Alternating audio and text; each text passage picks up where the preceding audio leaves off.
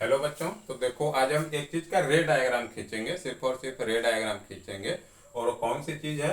Refraction on spherical surface. ठीक है बच्चों, क्या टॉपिक है?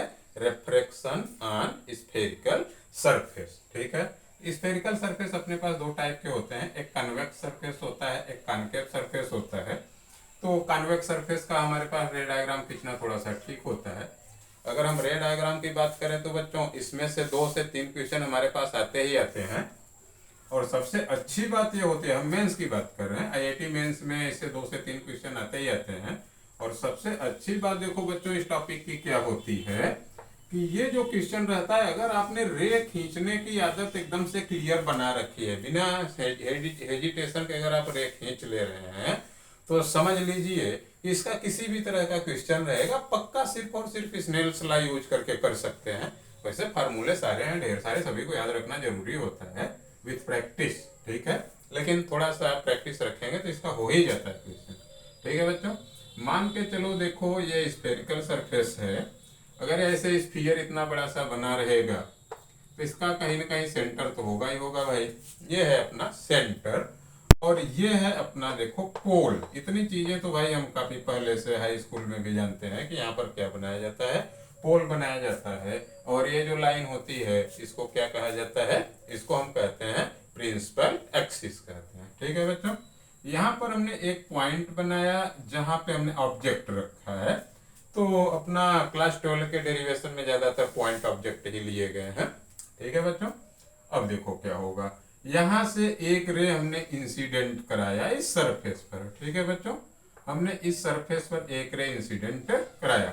रे जब इंसिडेंट करेगी एक मीडियम से दूसरे मीडियम में इंटर करेगी। मान के चलो कि इधर कोई मीडियम है जिसका रिफ्रैक्टिव इंडेक्स है n1, और ये जो स्फेरिकल सरफेस इधर पूरा का पूरा कोई ऐसा मीडियम है जिसका रिफ्रैक्टिव इंडेक्स है n2। ऐसा करके मीडियम चेंज होता है, मीडियम चेंज होता है तो रे क्या होती है बताओ? अपने पाथ से बेंड हो जाती है। अगर डेंसर मीडियम में जा रही है तो टूवर्ड्स नॉर्मल, अगर रेयर मीडियम में जा रही है तो अवे फ्रॉम नॉर्मल। ये सिंपल सा नियम होता है। ठीक है बच्चों, एक सबसे बड़ी खास बात होती है कि बिना नॉर्मल डाले हम incident angle refracted angle decide ही नहीं कर सकते हैं। मुड़ेगी किधर ये कैसे बताएंगे?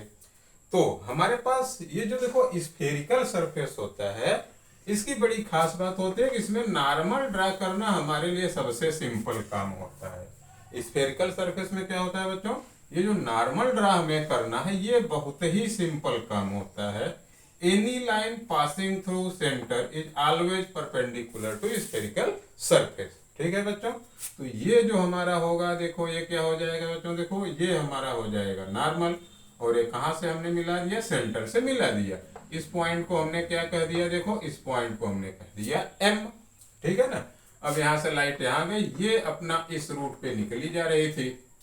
अगर हमारे पास इधर का मीडियम डेंसर है बाहर वाले के रिस्पेक्ट में, तो लाइन क्या होगी बताओ? It will bend towards normal. ठीक है बच्चों, ये इस रास्ते से जा रही थी, ये किधर बेंड होगी? नॉर्मल की साइड में बेंड होगी। तो इसको हम ऐसे इतना भी बेंड करा सकते हैं, लेकिन हमें यहां तक पहुंचाना है। किसी तरह से क्या करना है बच्चों? देखो प्रिंसिपल एक्सिस तक पहुंचाना है। ठीक है बच्चों, तो इसको हम क्या करेंगे? इतना बेंड करा देंगे कि आते जाते प्रिंसिपल एक्सिस पर इंटरसेक्ट कर जाएगी।